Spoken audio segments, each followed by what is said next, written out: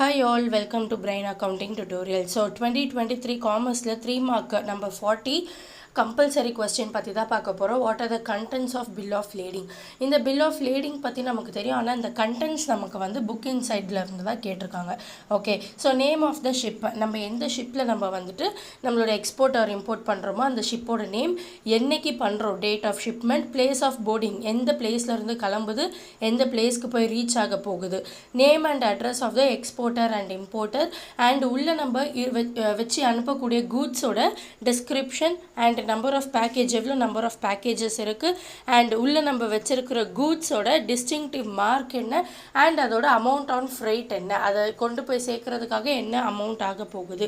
இதுதான் என்னது content of bill of lading. இது நமக்கு லெசன் நம்பர் 26 பேஜ் நம்பர் 264 இருக்குது. இது புக் பேக் கொஸ்டின் கிடையாது, புக் இன்சைட் கொஸ்டின்.